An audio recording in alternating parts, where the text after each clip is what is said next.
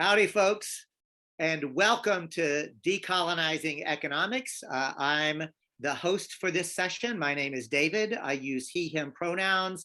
I'm coming at you from Jarajiji, also known as Eureka, which is unceded Wiyot ancestral territory. We are so very excited to be bringing not only this summit to you, but for me personally, this session. I want to take a moment to point out that this is literally titled Decolonizing Economics, the third annual Post-Capitalism Conference. That's because this is, in fact, the third version of this conference. The first two conferences were called the Post-Capitalism Conference. And there's a reason for that, and this session will dive into that. And each of those sessions included participation from the Wiyot tribe. But this year, something profound has happened. Based on the deepening relationship between both individuals and organizations that are working together here, Cal Poly, Cooperation Humboldt, the Wiyot tribe, I, at the encouragement of the Wiyot tribal administrator, made a presentation to the tribal council, that is the elected government for the tribe, and invited them to co-anchor this entire summit. And Wiyot tribal chairman Ted Hernandez made the motion, and that motion was unanimously adopted by the tribal government to co-anchor the Post-Capitalism Conference. But take a moment to say, that's government, y'all. Wouldn't you like to be part of a government that said, hell yeah, we're going to co-anchor something called the Post-Capitalism Conference? So let's just relish that for a moment.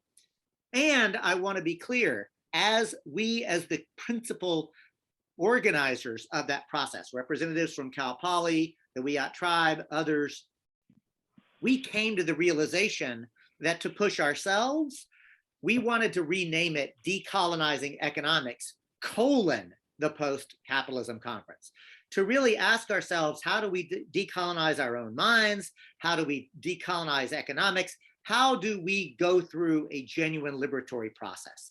So it is in that spirit that I bring to you this particular session, which is literally called, What Does Post-Capitalism Mean?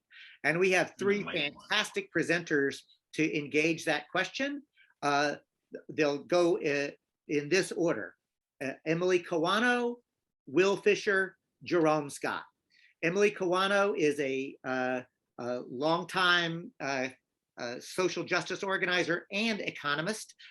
She is the co-coordinator of the U.S. Solidarity Economy Network and has a very long bio, which you can look at on the website. For now, I'm turning this directly over to Emily Kawano. Thank you, David. So first of all, I'm super happy to be here. And I also want to apologize for my camera not working. It just is completely unpredictable as to when it's going to actually be on and be off. So I apologize for that. Yeah, so let me start. I'm going to share a slide deck. Hold on a second.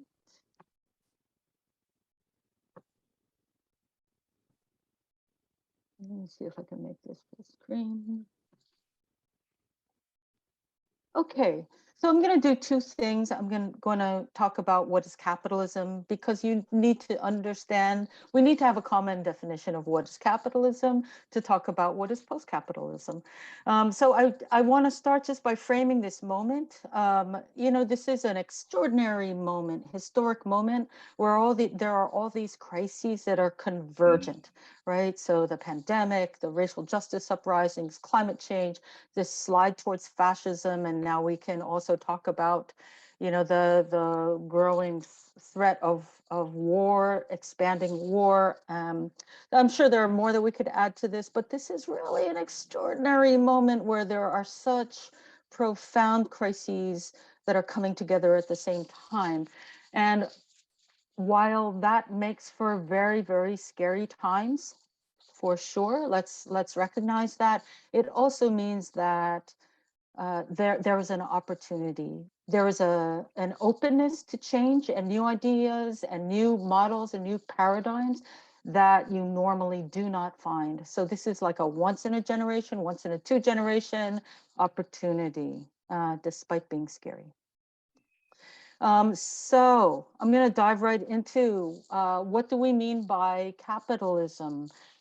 So I want to say that this is drawn from the Center for Popular Economics. I've been a member of the Center for Popular Economics collective for over 30 years. I was the executive director for almost a decade. The Center for Popular Economics is a collective of progressive economists, and our mission is to help people better understand how the economy works or doesn't work, as the case may be.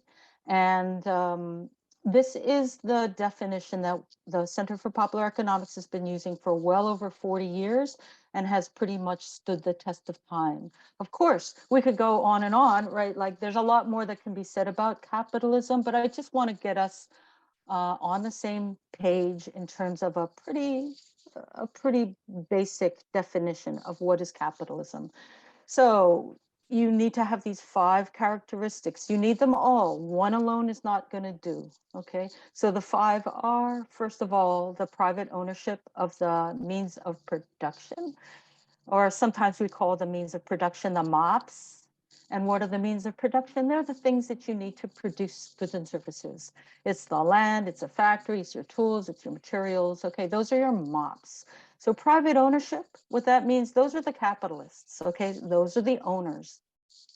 Private ownership of the means of means of production, not those are the capitalists. And then the second bullet point is you have wage labor, right? You have the workers. The workers do not own the means of production. They do not own, they do not control the means of production. And right there, you have the owning class, the capitalists, and you have the workers who do not own. And you have built into this particular mode of production, into this particular economic system, you have class struggle, a very particular kind of class struggle, okay? Inherently, inevitably, intrinsically, it's baked into the system, even though admittedly, you might have some pretty benevolent capitalists that are, that really are treat their workers well, maybe introduce democratic measures and all that kind of stuff. But as a system as a whole, class struggle is baked in, right? The third bullet point here is profit maximization is a top priority. So pretty often the owners are trying to maximize profits on the backs of the workers, right? Longer hours, lower wages, poor working conditions, etc. Okay, so again, that reinforces that class struggle. The fourth bullet point is commodity production. So you're producing things for sale, not for your own use and not necessarily for use. It's really to maximize profits, right? Which is why in under capitalism, often things that we really need are not produced because they're not so profitable, and things that are kind of not so necessary are produced because they are profitable. The fifth bullet point there is market exchange. All of this is mediated through the market. Not embedded in community, not embedded in relationships, etc. So as I said, you need all of these. One alone won't do. Markets existed long before capitalism, as did commodity production. And I have heard people in a worker co-op say, oh yeah, we're a capitalist enterprise because we engage in commodity production, we produce things for sale, and we engage in market exchange. So that's actually not true. It is not a capitalist enterprise because for sure it doesn't have this division between the capitalists and the workers, right? The workers are the owners. So that's why it's important to have all 5. Okay. All right. So that's a down and dirty definition of capitalism. Hold on a second. So now getting into the 2 big kind of buckets that we're going to talk about, capitalism and post-capitalism. For now, let me just name Post-capitalism is basically after capitalism, right? Not capitalism. And you can see there, solidarity and economy falls within post-capitalism, but does not embrace authoritarian models. And we'll get into solidarity economy a little bit more momentarily. But let me go back to capitalism. There are different models or paradigms of capitalism. There's neoliberalism, there's New Deal, there's social democracy. Let me see if I have, okay. So these are all capitalist, these are all models of different models of capitalism. So what we have now is neoliberalism. And if there was a Animal Farm kind of slogan for neoliberalism, it would be markets good, state bad. Okay, let's shrink down the state till as what was his name? Anyway, the guy who said, let's shrink the government down till we can drown it in a bathtub, right? So minimize the state and let's have laissez-faire free markets. I do want to say there's a lot of hypocrisy in this, but that's the public kind of slogan. The reality is quite different. New Deal capitalism, you can think of what emerged after the Great Depression, where the role of the government was legitimized, where there was a social safety net, where there was a legitimization of public sector projects and initiatives. And then you can think of social democracy, such as Scandinavia, as New Deal capitalism on steroids. But even though these are quite different models, they're all capitalism. Even Scandinavia, I recognize that there is some debate about this, but I would certainly say even Scandinavia, with a very, very strong social safety net and government role, is nonetheless still dominated by the capitalist enterprises, corporations. Okay. So those are three models of capitalism. They're all still capitalism. And why is all of this important? A lack of clarity about what capitalism is can easily lead to just reforming and thereby strengthening capitalism. And the New Deal was a really good example of saving capitalism, right? It was a time of great unrest. There was this crisis. There were people pushing for post-capitalism, i.e. socialism or communism at the time, and those movements were very strong. And the New Deal, which was really stolen from socialist platforms, it really saved capitalism by giving it a more kind and gentle face. For us, in solidarity economy, clarity about what the long-term vision is helps to ensure that we're building transformative reform, sometimes called non-reformist reform, and not just reforming and strengthening capitalism. An example of a current day struggle is over like the Green New Deal. Will it reinforce capitalism and build on those kind of structures? Or are we going to be building more democratic and equitable forms like solidarity economy? Okay, so now I'm going to pivot to talking about what is solidarity economy. So solidarity economy is grounded in values. So these are the 5 values that the US Solidarity Economy Network uses. It'll look slightly different in different places, different countries, but there is a common foundation. So solidarity, cooperation, mutualism, etc. Democracy, right? Participatory democracy in politics, the workplace, and community. Equity in all dimensions, race, class, gender, et cetera, et cetera, et cetera. Sustainability embraces the rights of Mother Earth. And pluralism, which is really important. It's not a one-size-fits-all model. It's a world, in the words of the Zapatista, it's a world in which many worlds fit. So sorry, that got cut off somehow. So grounded in values. This definition, putting it all together, comes both out of the US solidarity economy as well as RIPES. So RIPES is the International Solidarity Economy Network. And RIPES engaged in a 2-year international consultation process to develop a basic common frame of reference for what is the solidarity economy. So if you look at the box, solidarity economy is one, it's a framework, and it's a framework that connects solidarity economy practices and the people working in the movement and within these practices that align with the values that I already talked about. And all of this is to articulate a post-capitalist world. So solidarity economy is very clear that we do not believe that we're going to get to that more just and sustainable and democratic world by reforming capitalism. Very clear. And so if you're one of those people, and I'm not throwing stones, I'm saying this is a position, but if you're one of those people that believe we really can get to that more just and sustainable world by reforming capitalism, well and good, that's your right, but yeah, you're not working in a solidarity economy framework. Okay.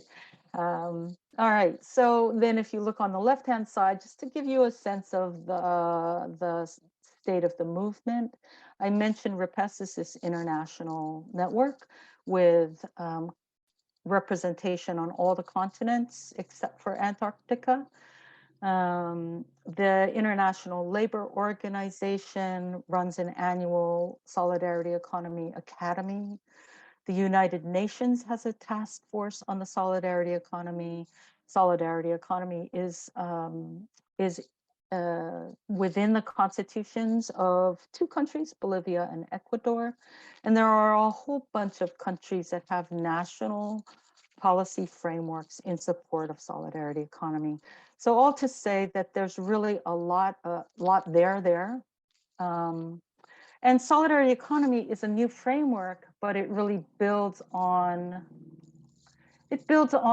many practices. Some are old, some are new, some are mainstream, some are what we might call alternative. The kind of framework and theory of solidarity economy emerged simultaneously out of Latin America and Europe, interestingly enough. So yeah, let me, this is just a little, I'm not going to spend time on this.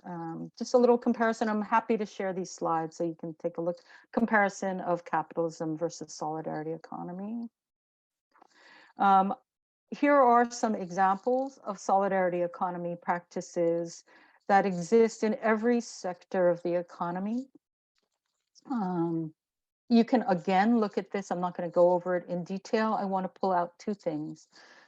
One is under production and reproduction. Solidarity economy embraces care work, unpaid, non-monetized care work as part of the solidarity economy, that it is valuable economic activity, even though it is non-monetized. And in that sense, pretty much all of us engage in the solidarity economy when we take care of our kids or our parents or our siblings or our other people in our community. So that's one thing I wanted to say. The other thing under governance, you'll see that there's a public sector and policies. So there might be some debate about this, like the role of the state, but most people, I would say, in solidarity economy see the state as a site of contestation, right? Clearly it has been, for the most part, hijacked by the 1%, but in theory, it should serve the common good. And probably some of the public sector are keepers, like public education. Some policies are probably keepers, environmental or health and safety policies, worker rights policies, things like that. So that's just to make the point that, you know, there's this, some of these things are very mainstream already. They're all around us. And there's a huge foundation to build on. We're not starting from scratch. Yeah, just a quick look at what it might look like in your life. I'm not sure how much time I have, but I have a feeling I'm running out. So this is just an argument for, yeah, solidarity economy. There's a lot there. It has a lot of legs. It's pluralistic. It's a big tent. There's a huge foundation, and yet it's grounded in concrete practice and experiences. And if I hope I have a minute left, just to leave you with this metaphor that a lot of people find useful. When a caterpillar spins its chrysalis, its body starts to break down into this nutrient-rich goop. And within that nutrient-rich goop are what are called imaginal cells. And those cells have an imagination of what it could be that's quite different from the caterpillar. And it's so different that what's left of the caterpillar's immune system starts to attack these imaginal cells and kill them. But some of these imaginal cells survive and they begin to clump. They find each other and they begin to clump. They begin to survive the attack of the immune system. And as they continue to clump and come together and recognize each other, they start to specialize into a wing and an antenna and an eye and a leg until they emerge as a butterfly, a transformed creature. And so this is a nice metaphor for solidarity economy right now. If you think about this, right, not exhaustive list of solidarity economy practices, we're sort of like imaginal cells. We don't recognize each other. We're not really clumping yet, and we're not pulling together in the same direction to give birth to this transformed economy, society, world. But that is kind of the role of the solidarity economy, to provide that framework to get us recognizing each other and building together. So I am going to end there with that metaphor. Stop sharing. Okay. Thank you so much, Emily. Never let it be said that economists can't also be poets. Thank you for that metaphor. We're going to bring Will Fisher into the conversation. Will is an assistant professor of economics at Cal Poly Humboldt. His research involves the relationship between production, growth, and environmental sustainability, with an emphasis on developing cooperative economic institutions to help solve environmental problems. Perhaps you can see why we were eager to have him as part of this particular panel. Will, take it away. Cool. Thanks, David. So there's going to be a little bit of crossover between what I say and what Emily says. But I think, again, this panel is supposed to be a talk about what post-capitalism looks like. And I think it's also really, really important to articulate what do we mean by post-capitalism. And a lot of people have spent a lot of time debating these issues over hundreds of years, and a tremendous amount of ink has been spilled. And to tell you the truth, I don't really know. I've spent a lot of time thinking about what a post-capitalist society might be, and I don't know what it looks like, and I think that's okay. Does it mean the abolition of wage labor? Perhaps. What about the abolition of the market? Maybe, but probably not. Does it mean the abolition of money? I think that's very doubtful. Does it mean that all of the social product goes to the laborers who produce that social product? I think that's absolutely not the case. So what do we mean by a post-capitalist society? One of my professors at University of Missouri, Kansas City, which is a very heterodox economics program, was a student of the great Hyman Minsky, and he used to always remind us that there are 57 varieties of capitalism. And what he meant by that is that capitalism today, as Emily articulated, is very different than capitalism of the 1950s in the United States. And capitalism today in the United States is very different than capitalism today in Norway or capitalism today in China. And make no mistake that, you know, China is a capitalist economy. It's a state capitalist economy. So when thinking about a post-capitalist society, we got to recognize that capitalism can take on a whole bunch of different forms. And I think that the anti-capitalist left have really dramatically underestimated the malleability of capitalism. Capitalism is an extraordinarily malleable system.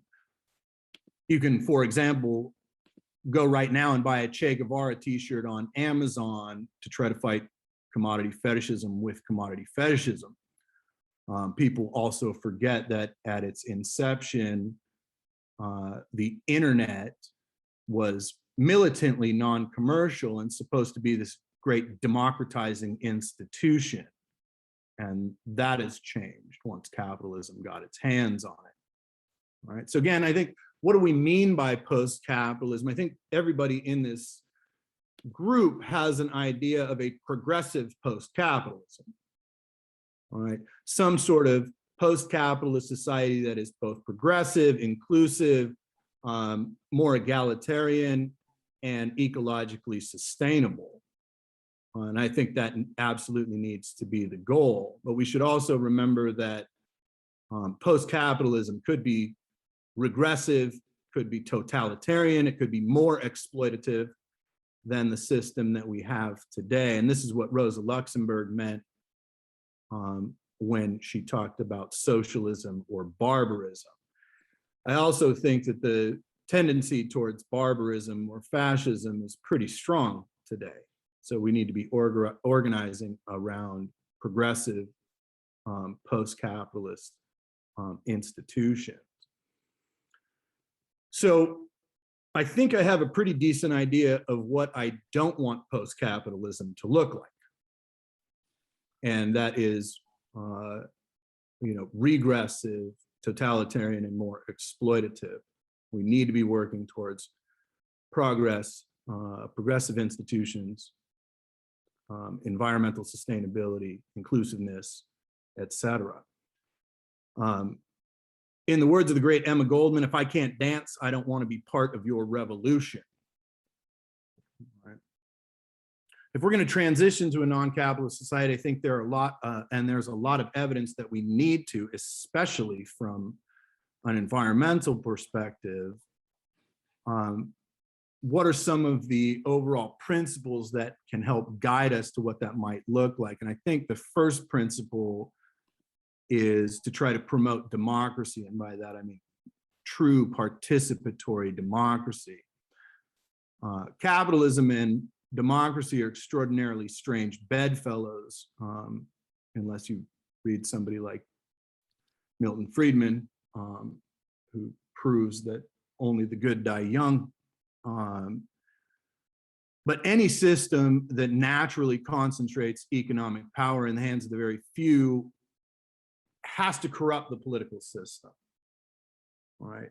If the political system is supposed to be about democratic principles, an economic system that concentrates power in the hands of the very few corrupts democracy. And so we need to be working to try to develop institutions that systematically undermine economic power concentrated in the hands of the few. And one doesn't need to go to the radical left to understand this idea. Supreme Court Justice Louis Brandeis said, we can have democracy in this country or we can have great wealth concentrated in the hands of the few, but we can't have both. So what are some of those institutions that can help undermine that type of wealth concentration and power concentration? A lot of those have been talked about in this at this conference. Worker-owned cooperatives, I think, are an extraordinarily good step. A post-capitalist society, as well as the transition to a post-capitalist society, have to focus on trying to develop worker-owned cooperatives so that the production, allocation, and distribution of the social product is under the control of the workers themselves, not under the control of the oligarchy. I also think that we really need to enhance institutions that are in the public domain, things like public libraries, but also common property relationships. Common property relationships and worker-owned cooperatives, I think, are really, really important for trying to transition into a post-capitalist society. I also think that we need to organize around public lands and maintaining access to public lands in public hands. Public lands are the greatest form of undistributed wealth left on earth. And this is why there is a constant fight to try to privatize public lands, especially in the United States, where we have a tremendous amount of public land. And there's legislation that's already been written at the federal level to try to transition federal public lands to state hands so that the states can then sell them to private interests. So we need to, I think, try to support public lands. Obviously, eliminating money in politics would be an extraordinary step in attempting to get the state to begin to work for the people, because it doesn't currently. And we all know that, and there's a tremendous amount of evidence in support of that. I think in our transition to a post-capitalist society, we need to have substantial carve-outs of things that should be deemed inalienable. Things like access to healthcare, access to food, education, and housing. All right, those types of things allow people to try to focus on transitioning to a post-capitalist society. Yeah. And a post-capitalist society, to me, at least in the West, absolutely must be a no growth or a degrowth economic system to try to stave off environmental collapse. And to me, this is really the death knell of capitalism. All right, capitalism is an economic system that has to grow in order to survive. And we see this all over the place, right? I mean, it is the motivation for investment, for private investment, is to get a return on one's investment. A no-growth capitalism is a contradiction in terms. And it is, just to kind of put some numbers on this, global gross domestic product was roughly $85 trillion in 2020. And if we assume a 3% rate of growth for global GDP, which is actually an underestimate, that means that total economic activity will double globally roughly every 24 years, which means that by 2044, the global economy will be producing $170 trillion worth of economic activity. By 2068, it'll be $340 trillion, if we assume a 3% rate of growth. Well, I mean, it's preposterous to think that in 48 years, our global economy could be 4 times larger while utilizing fewer resources and being able to deal with climate change. So a post-capitalist society, to me, has to be a no-growth society or a degrowth society. All right, and that does not mean a return to pre-industrial times. I am not advocating for anarcho-primitivism. All right, we've had so much productivity gains that we can live in a very productive society, a very progressive society, while also working less. All right.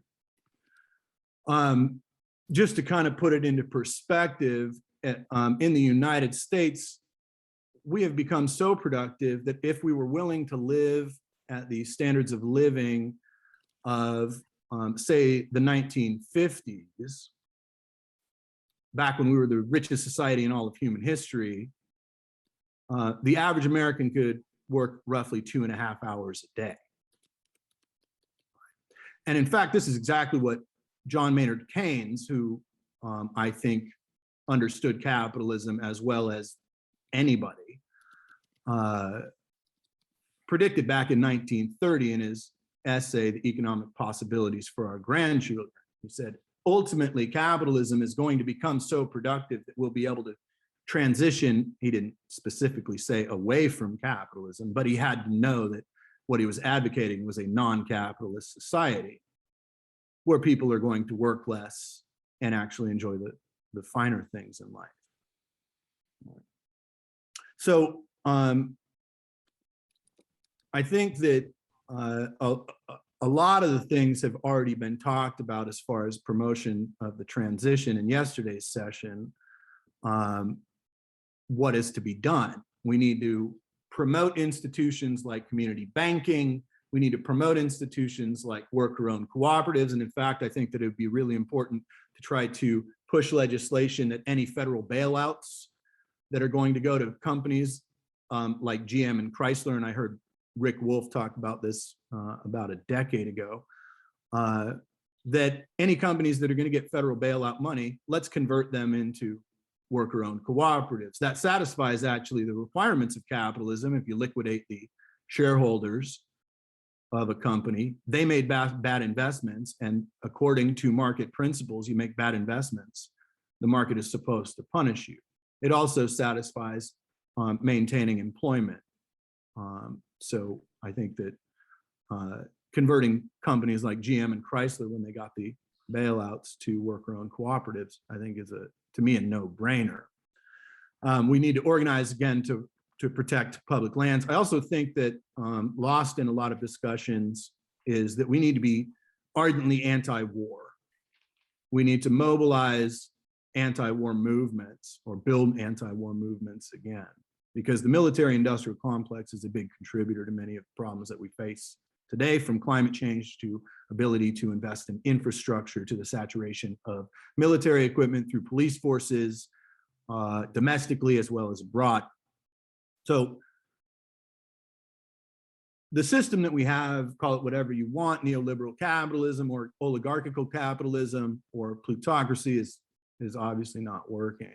And I think the beauty of it is that we don't actually have to convince very many people that it's not working. I think you see with the rise of people like Bernie Sanders and Donald Trump unseating many of the most dominant political forces in our country, people recognize that the system isn't working, that the system's unfair. Now, I think going back to what I mentioned earlier, that we have the choice between socialism and barbarism, that we really have to begin to organize around progressive principles. Right. Then I'll just, I guess, leave you with this. At least pre-pandemic, it was the case that we were working longer and longer hours, going further and further into debt to buy more and more stuff that wasn't making us happier, which in and of itself was bad enough. But in addition, it's destroying the planet. Right? And that's the sign of a sick society. So transition to a post-capitalist society, a more egalitarian society, a degrowth society, or a no-growth society, I think is imperative. Thank you, Will. Boy, we went from the poetic ending on the poetic metaphor of a butterfly to about as sobering an ending as I can imagine. So thank you for that. And I'm really excited to bring our third panelist into this conversation. Jerome Scott is really a towering figure in the world of grappling with a post-capitalist world. He came up out of the Revolutionary Union movement as an auto worker in Detroit back in the day, as the kids say. He went on to be a co-founder of Project South, one of the most important efforts to organize using popular education, a mass movement across the country, but especially rooted in the South. He is a popular educator of great renown, was instrumental in bringing the U.S. Social Forum process to this country. And for me, most importantly, he is a mentor, a friend, and a comrade. Jerome Scott, welcome to this conversation. Thank you, David. And your check is in the mail for those wonderful comments. I appreciate it. First of all, let me express my appreciation for being on this panel. I think that this discussion about post-capitalism is a discussion that needs to be held throughout the country. And one of the reasons that I think this is a very important discussion is because we have to prepare the working class for what's coming next. I mean, we have to actually it's already begun. We have to make sure that we contribute to this process of letting the working class know that this struggle is not going to end just because we end capitalism. You know, we can end capitalism politically, but the struggle to end capitalist relationships will carry on for many years. The reason I say that is because I think it's necessary that we look at how transitions have taken place before, you know, to get some indication of how this transition is going to take place. You know, if you think about it, the transition from agricultural to industry, you know, agriculture was once the base of the productive process in this world and in this country. And you know, with the introduction of the steam engine, it also took from that point on hundreds of years for the transformation from agricultural to industrial production to really become the dominant form of production. And I think it's important for us to realize, we're talking about hundreds of years from one system to transform into the other. And that's what people struggling to make sure that that system of capitalism really took hold. It wasn't like some peaceful transition that was just going on. So I think it's important to look back to see what this path might be like going into a post-capitalist society. You know, and I want to approach this topic from a working class point of view. You know, like when I talk to people in the movement, workers who are struggling every day for their very livelihood and their very ability to continue on this planet, most of them feel like some form of socialism is going to take place after post-capitalism. Some form of, you know, a cooperative society that takes care of the needs of everybody in that society and not just the ruling class of that society. And when I think about it, when I have those conversations with them and we think about it, we say, well, how is it going to happen that this capitalist society, which I definitely agree with Emily and the previous speakers about what capitalism is. I think one of the things I want to add to that description of capitalism is that capitalism is also an exploitive and oppressive society. You know, like in this particular form of capitalism in the United States, you know, this whole question, when I think about it, I think that capitalism in the United States is a class society whose DNA is white supremacy. So it's both exploitive based on a class society, and it's both oppressive based on white supremacy and its oppression and exploitation of people of color in particular. You know, so I think it's important that we add those two qualities to this capitalist society that we're dealing with. And because we have to add that to the list of things we got to get rid of. Now, one thing I have to sort of revert to here, I remember, I guess it was a few years ago, I had this conversation with Emily about what a post-capitalist society would look like.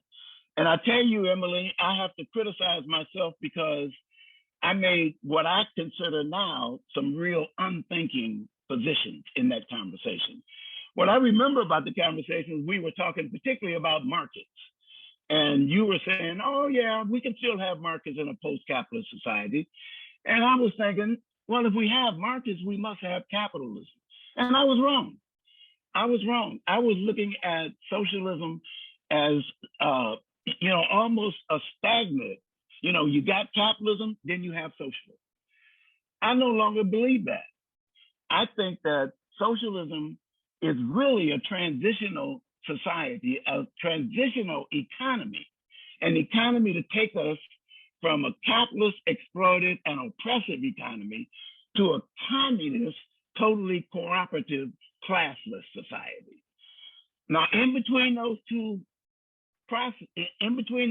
stable economies, we have a very unstable economic situation that really constitutes this transitional period that is a struggle to overcome all the capitalist relations that is deep in this society. It's a process. When I think back on that conversation that I had with Emily, I think I wasn't thinking about this as a process. To get to a real post-capitalist society, we have to go through a process of eliminating all of the evils of capitalism, and it won't be done just because we take over the political apparatus and have the power politically to say that we're now on the socialist path that's going to take us to communism. So my first point on the post-capitalist society is we got to figure out what period we're talking about. Are we talking about the period when we can politically take over power in this country and declare that we're going to end capitalism and move on through a socialist economy to communism? Or are we talking about that moment when we get through socialism and we're now moving to capitalism? Now moving to communism? Is that the post-capitalist period that we're talking about? I tend to think that we're talking about this transitional period. Once we're able to declare that we're going to struggle and we have the power to do it by having the rings of the state, the political power of the state, I think we then begin to go through that process of eliminating capitalism and capitalist relations.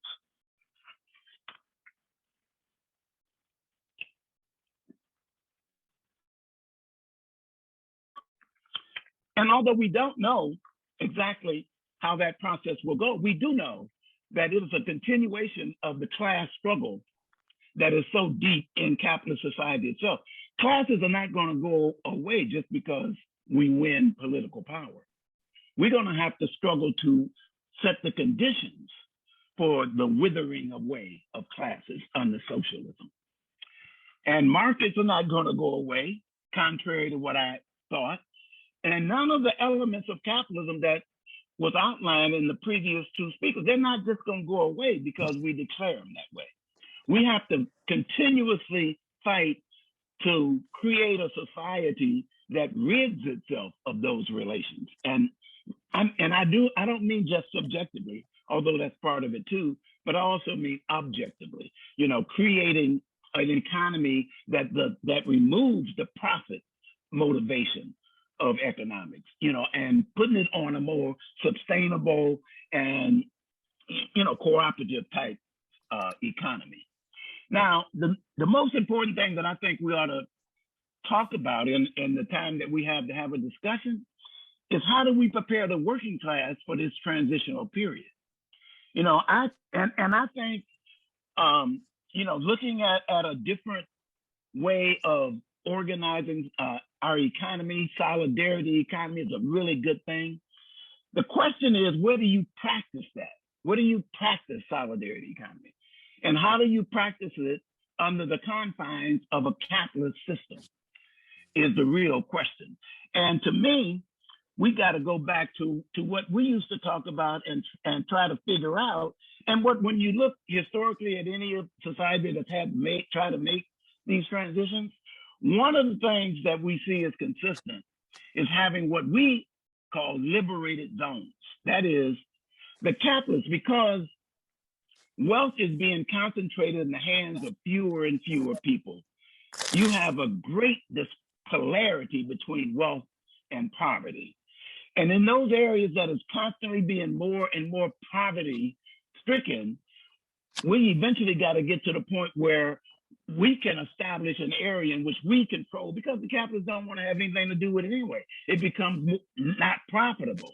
We have many areas, ghettos around this world that is already like that, where the capitalists deem them to be unprofitable areas, and so they forget about them, except for the military and the police. And so these liberated zones, I look at them as not only being, a tactic of how to organize and teach our society and the working class in particular how we got to move toward and through socialism, but it's also a place in which we can practice all the things that we are talking about and fighting for. How do we create a society that's equal and just, and how justice will reign? Well, we got to figure out that, as we're moving through capitalism and trying to educate ourselves about what this struggle in socialism is going to be like, because you create a liberated zone. You think the capitalists are just going to leave you alone? No, they're going to continuously struggle to try to break down that liberated zone and keep you from practicing the ideals of socialism, keep you from looking at a sustainable economy that eliminates the whole motive of profit. So that practice of trying to sustain liberated zones is the kind of practice that we need to sustain ourselves through this struggle of socialism and setting the conditions for communism. And I think that's the discussion we need to have more of, is what do we have to do? Liberated zones is one thing.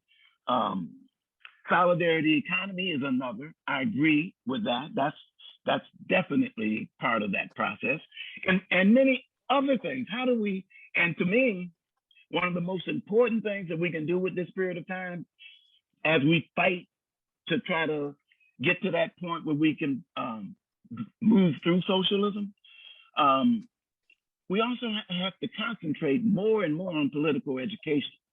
I mean, we have to really get our folks, particularly the working class, but society as a whole, because revolution is a society-wide process.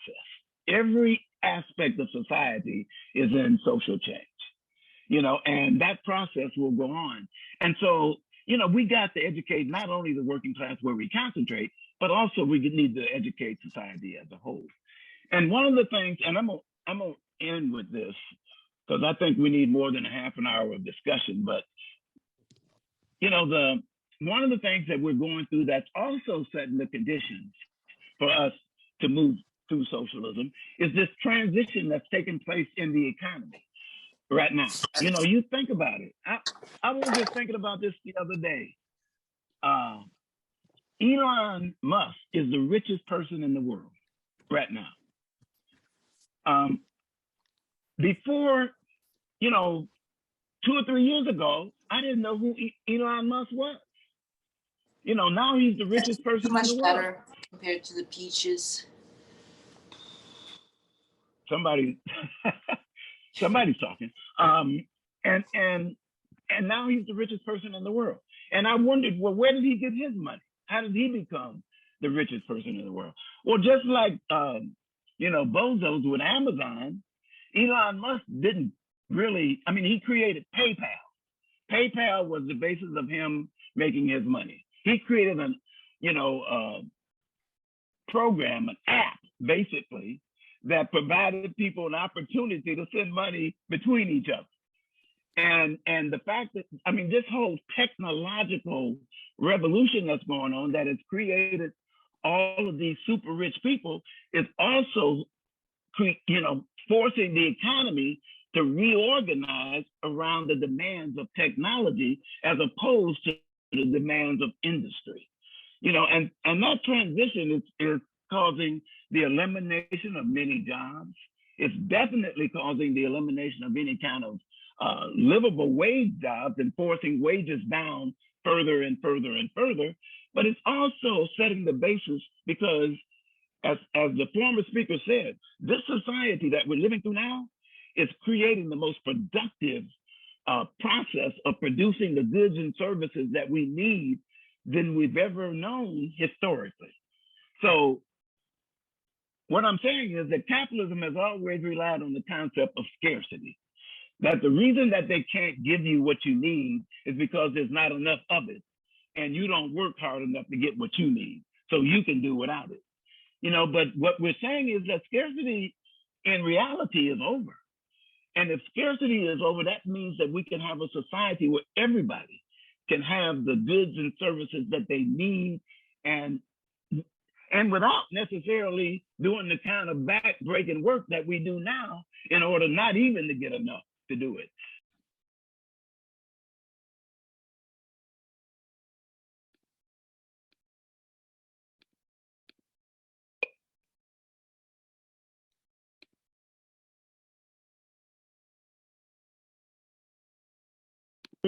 have got to be not only workers have got to be not only just driven to relieve themselves of the oppression and exploitation that capitalism has put on all of us, but we also got to understand that we have to build a new society if we're going to be able to not only move away from capitalism, but heal all the wounds that capitalism has left on this society and our planet. You know, and that to me is one of the things that I really think and I'm definitely in here. We have got to teach our people that we have to even up this society. I mean, all of this domination by the major capitalist countries on the developing countries have created the kind of misery throughout the world that we're going to have to take the time doing socialism to bring the world up to a more economically even development process in order for us to really move society more toward socialism and then communism. Thank you. Thank you so much, Jerome and Will and Emily. I'm going to invite or request that our tech wizards bring both Jerome and Will and Emily, spotlight them all, because what I'd like to suggest now is I heard some real gems here, but I'm going to invite our panelists as colleagues, as intellectual thought leaders, to just have a conversation with yourselves so that we can watch you and listen to you and learn from you. What did you hear from one another? And I'm going to literally just step back and encourage y'all to just have that conversation with one another.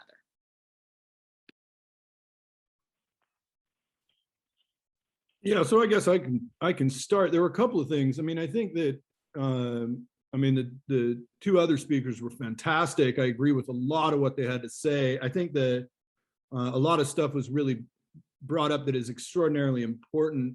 Jerome, when you talked about, Elon Musk, I mean, I think we need to change the entire discourse around how we communicate these issues with the general population. I mean, for one thing, it drives me nuts, and I'm sure it drives my students nuts because it drives me nuts. This idea of a free market is bullshit. And we got to stop talking about it. There never was a free market. There never will be a free market. I mean, when you brought up Elon Musk, I mean, Elon Musk has received something like $5 billion worth of government aid in the form of tax breaks and subsidies and these people, they're, you go down the list. I mean, Mariana Mazzucato is fantastic on this, where, she says, look at any of the, major epoch-making technological advances throughout the history of capitalism. Government's mitts are all over them, right? Radar, sonar, satellite technology, the airlines industry. I mean, the whole, you go down the list, and then we let private capitalists commodify and package and resell to us what was public sector investment.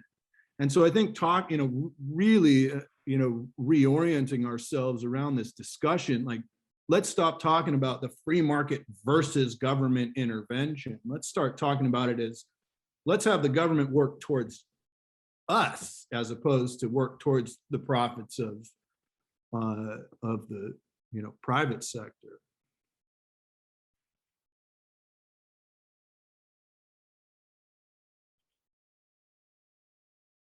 Jerome, Emily, reaction, response? Well, I can go,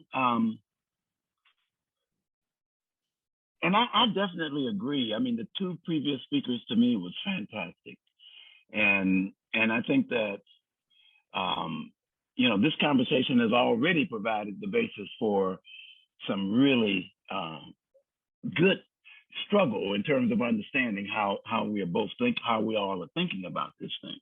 The one comment, Will, that you made that I just think needed some clarification, and is this whole question of socialism or barbarism, and because I believe that we are looking at either a socialist economy or barbaristic political environment, meaning fascism to me is not different from, fascism is not a new economic frame.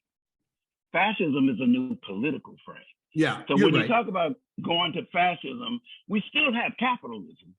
It's just that now we have a fascist state apparatus that will kill anyone that they think is in danger of the capitalist system. So I just wanted to bring that up as a point of clarity, because I don't just think that's something that you said. I think that's something that has penetrated our society, because that's the way they want us to think about it. They want us to think that if you go to fascism, that's no longer us, that's somebody else. But this ruling class is a ruling class that's moving, that a good section of it is moving toward a fascist solution to their problem, because they don't believe that under bourgeois democracy that we're dealing with right now, that they can control the response of the working class to the situation that's developing. And so they're looking toward a solution, and they think that solution is fascism. That is, clamp down on every movement, every discussion, and so on and so forth. So I just wanted to say a few things about that particular concept. Yeah, and I agree with you. I mean, the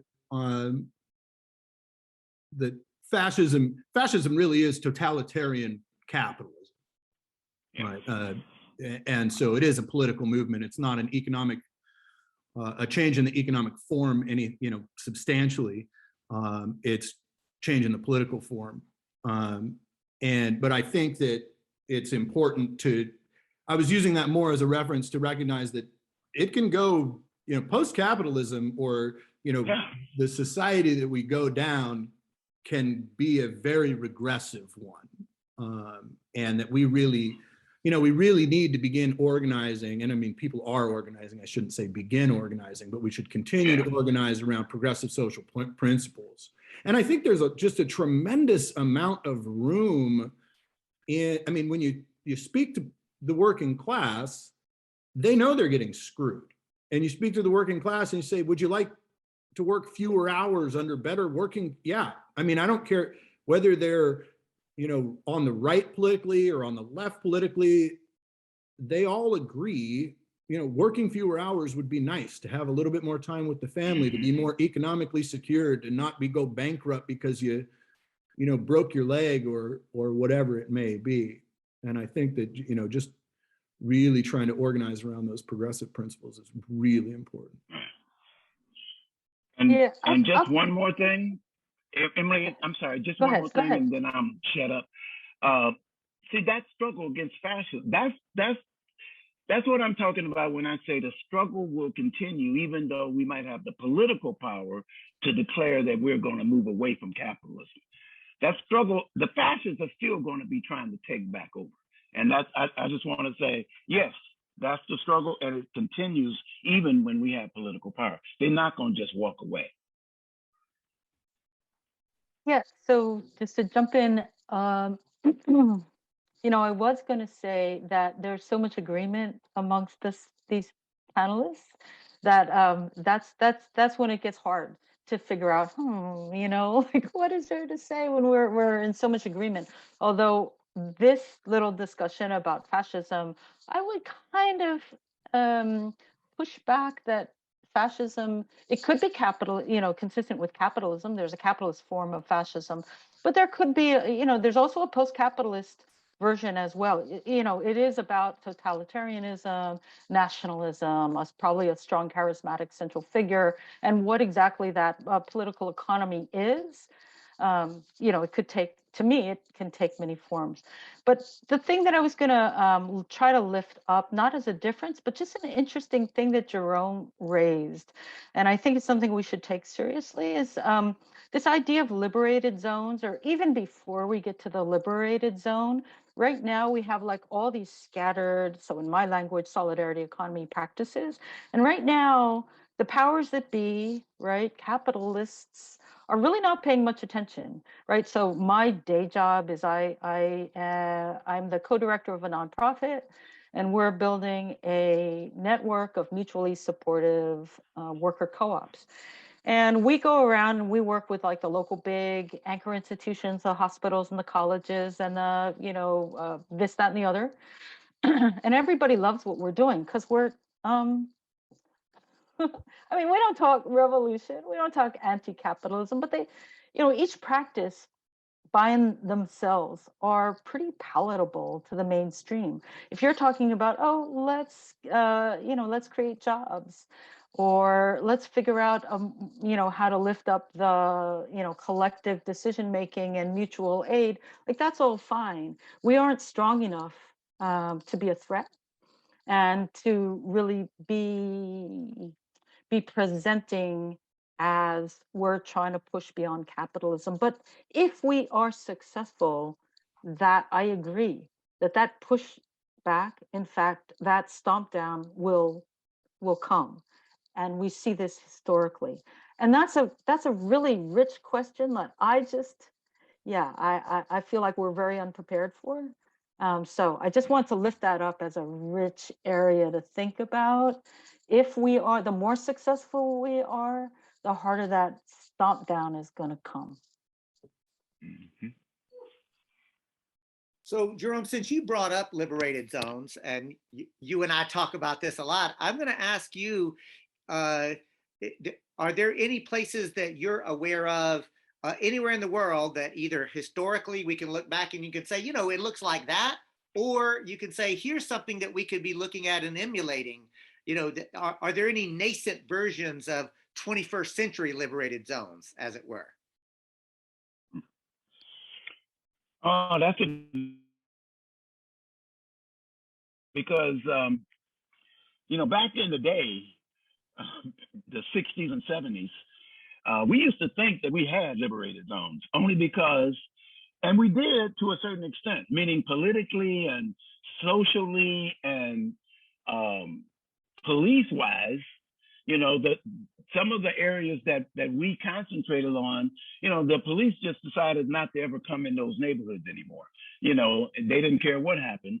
And so they left those particular areas to be governed by anybody. And, usually they deteriorated into real dangerous parts of a city. And in some places in Detroit where we had concentrated, we supplied food, it was like, and we supplied some form of protection, meaning that if we knew something was happening, we could figure out who did it and take care of it ourselves. But those weren't really liberated zones because we had no power to deal with the economics of the zone. We couldn't hire or fire, in any kind of substantial way. And so I wouldn't exactly call that a liberated zone. I think that the motions that we're dealing with now is more motion toward our real ability to have liberated zones.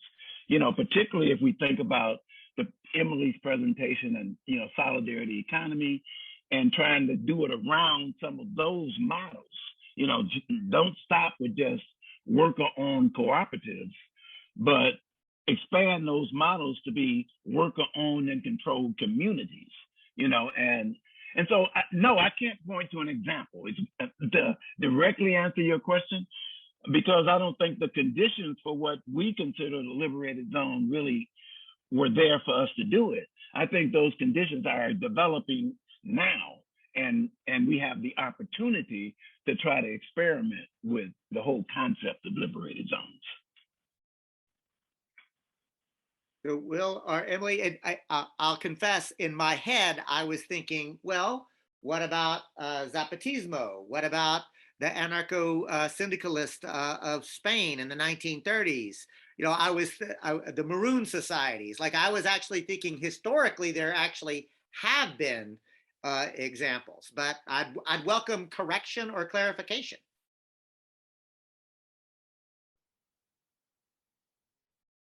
Well, here again, I think that those areas, it's interesting that you mentioned the Maroon Society.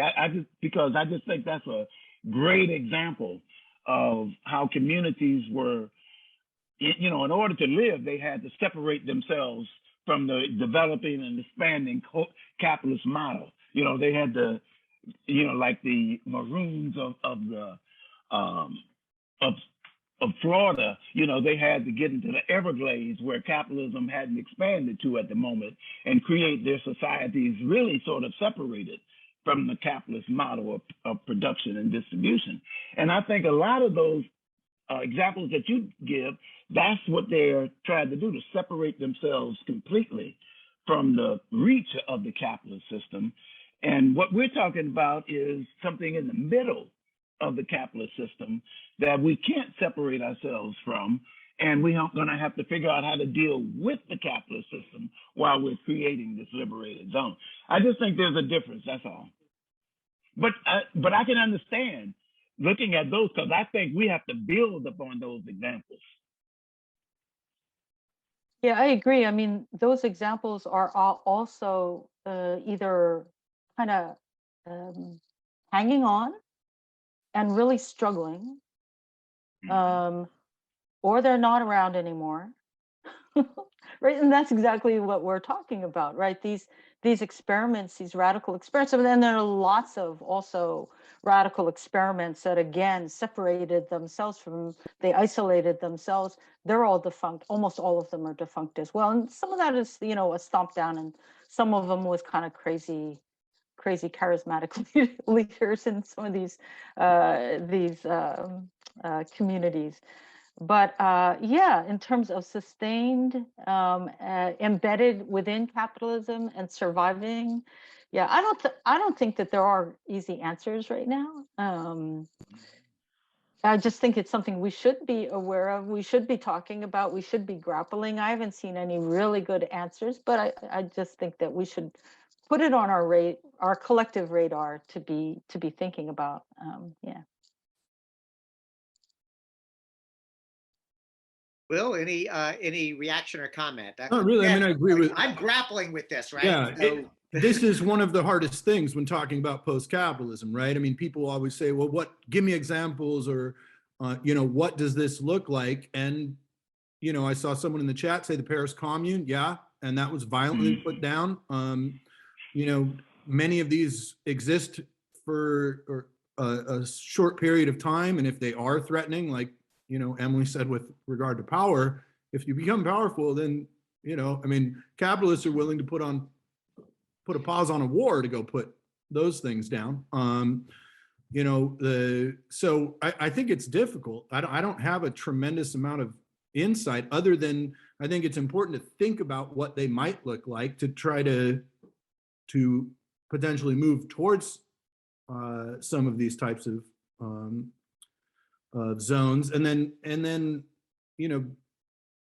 I also don't think that just because something doesn't exist obviously doesn't mean that it can't, right? But looking at how some of these others failed, I think is important if you're going to try to build them. Did they fail because of internal dynamics or external dynamics? If it was internal dynamics, what were those, right? So that you can try to eliminate those if you're going to build these in the future. Mm-hmm. So in the chat, it's been a very rich conversation. Somebody actually asked about Rojava and what can be learned there, with the idea that maybe a lot of folks are not familiar with it. I'll invite one of our panelists to say a word or two about Rojava and what we might learn from that. Yeah, I'm going to pass. Yeah, I don't know enough to speak to it. David, can you repeat that question? The Rojava, the autonomous zone that has erupted or is being carved out in the midst of war. Are you?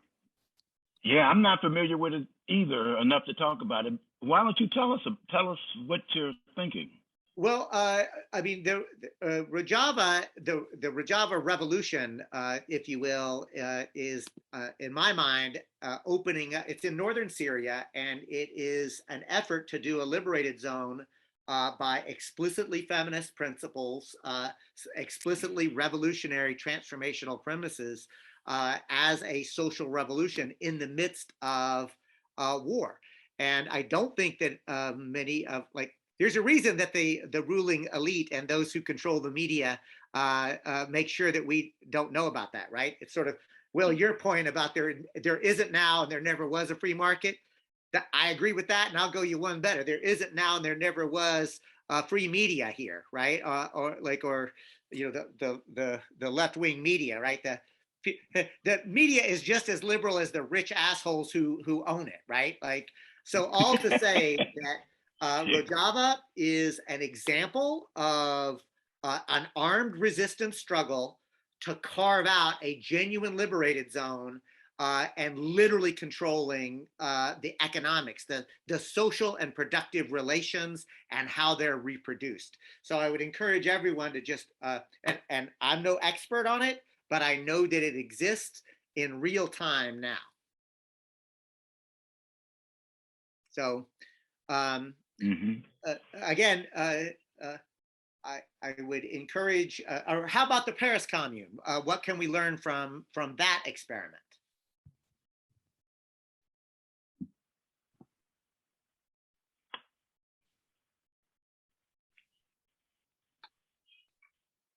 And how long did the Paris Commune last?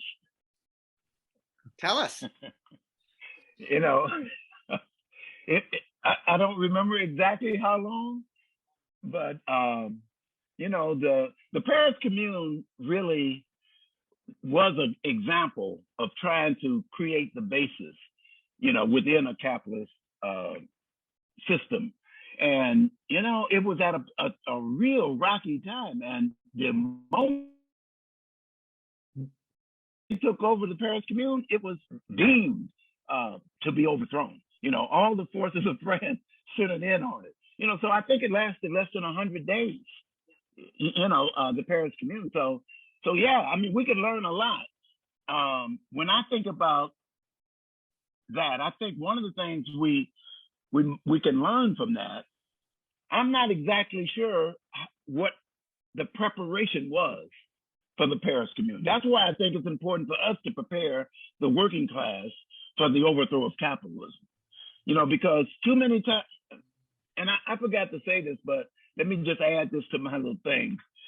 You know, when I'm talking to people about socialism, one of the things that keep coming up is I get the impression that they think it's a destination. You know, it's where we're going to live. We got, you know, and as opposed to a transitional period, you know, and so when I think about the Paris Commune, I think they thought it was a destination, you know, and it was under the most, really fragile conditions of transition already, you know, from agriculture to industry. And they get caught in the middle of this big transition and boom. I mean, it lasted less than 100 days. We have to be better prepared by not only, you know, trying to politically educate ourselves and our constituency about what capitalism is and what socialism is, but also the strength of the state apparatus. See, the Paris Commune, I don't think, took account of what the state apparatus was prepared to do. And we have to take account of what, you know, especially here in the United States of America, you know, we're still the only country that dropped an atomic bomb. You know, genocide and slavery was commonplace in this country. They will do anything to preserve capitalism. And we have to devote a lot of time preparing our people for that transition, because they will be doing anything to stop that transition from consolidating a socialist society and moving on to communism. Well, folks, Yeah. Go ahead, Emily. No, I was just going to add that I agree that political education is really important. I also just would say that it needs to be complemented wherever possible with just the learning by doing, right? So how do you live within, like in my framework, solidarity economy? And one thing, because people are like, well, there isn't a cooperative near me, or there isn't a, you know, community land trust, or there isn't local currency, and how do I get involved? And, you know, My answer is you can live it every day. You know, that part of it is seeing how we're interconnected. This resonates with many, many sort of universal principles of how we're all connected. So being a little bit more caring, being a little bit more compassionate, being a little bit more patient, being a little bit more solidaristic. I mean, this is living, practicing solidarity economy, solidarity principles, as opposed to the values that capitalism really encourages and lifts up of individualism and competitiveness. And in human nature, yeah, sure, that exists, but there's also that side that's baked into our DNA that is solidaristic and is compassionate and is sometimes altruistic and is loving, right? And so just nurturing and practicing that and learning how to do that in in your daily lives, if that's where it is, or in that cooperative, or in your town meeting, or in your political group, right? Practicing that. And I've seen this get a lot better, right? Over the course of the past, I don't know, 20, 25 years, whatever. I've actually seen the movement, the left progressive movement, get better, little less judgmental, little less quick to anger, little less. And even though there's the cancel culture, there's also this beautiful, like, let's think about this, let's talk about, let's question the cancel culture. We're getting better. We are. And so continuing to practice that in all the ways that we can is part of the political education too, and living it. Thank you, Emily. What a beautiful sentiment. And the time has flown by, y'all. So I'm going to invite final closing thoughts, and we'll just hear from Jerome, Will, and Emily. Yes, I think this has been a really interesting and educational panel. I appreciated that I was able to be a part of it. If any of our conversation made you think that this post-capitalism situation was going to be easy, I want to let you know that I had no intentions of making that impression. I think post-capitalism is going to be just as hard as getting to the point where we can take over the state apparatus and declare our march through socialism. We won't have it, but we can declare our march through socialism. Things are going to get even more difficult at that moment, I feel, because there's so much to do. I mean, capitalism, just think about the environment, just that one thing. If we don't immediately try to remedy some of the damage done to our environment, once we have the power to do it, we will just undermine our ability to move society forward. So it's going to be hard and it's going to be difficult, but we can do it. I have no doubt that society is capable of making these changes as long as the conditions are right to make them, and those conditions are getting to be very right today. So yes, it's going to be hard, but we are built to deal with it. And so let's just do it. Let's move on. And I thank you for having me on this panel.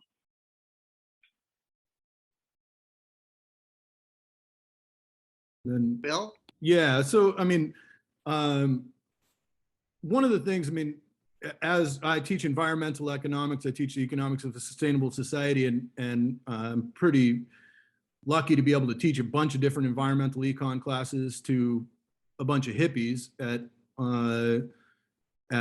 what is now Cal Poly Humboldt. And it's inevitable when you study these things, when you start to actually learn about, the conditions on the ground of the working class, when you start to learn about the, environmental issues we face, much like Jerome said, it can be depressing, and it can be, this is not going to be an easy fight. But one of the things that I remind my students, when they get down, is first get involved, because if you get involved, I can't promise you things are going to change. But what I can promise promise you is if people don't get involved, nothing's going to change.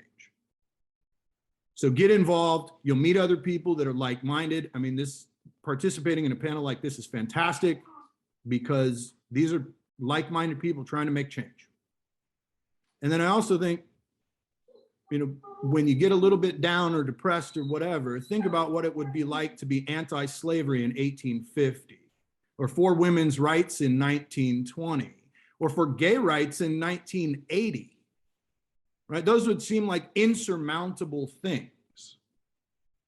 And then they changed. But unfortunately, we teach the great man theory of history. They didn't change because of some benevolent ruler. They changed because people organized, because people got involved, and they demanded change.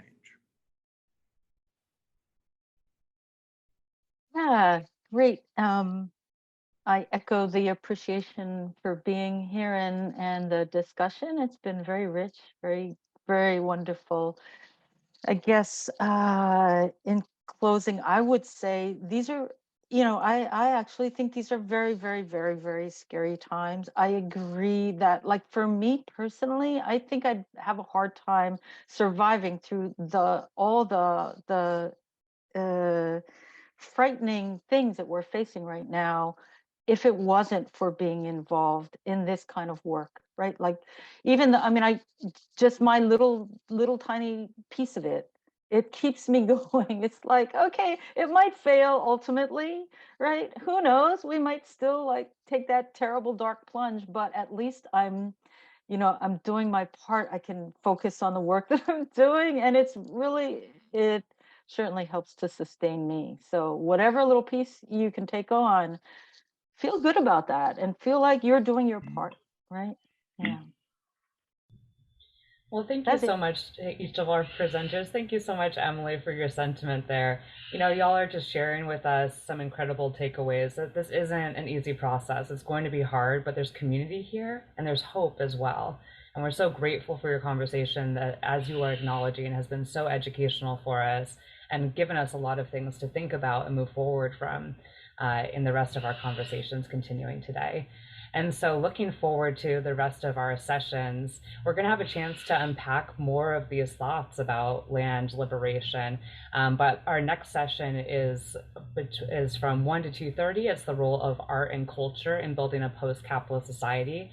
And that's going to be with Stephanie McMillan, Michelle Hernandez, Kwame Braxton, and Shinako Noble. And so we really have a really exciting panel coming up right then. As well as from 3 to 4:30, that's when we'll be talking about the People's Network of Land and Liberation, followed by Decolonizing Restoration with Chico, Traditional Ecological Knowledge, and Cal Trout. And finally, today's cultural offering that we have starting at 7 o'clock is music. So if y'all were participating in the film screenings yesterday, you had a chance to see that first cultural offering in conjunction with the Food Sovereignty Lab at Cal Poly Humboldt. But tonight we're going to be experiencing music brought to us by Good Shield and Seventh Generation Rise. So thank you to all of our panelists. Thank you to all of our participants for engaging in this conversation. We're so thankful that you chose to participate in the summit today. And we'll see you at the next session. Take care. Thank you. Bye-bye. Bye. And thanks a lot.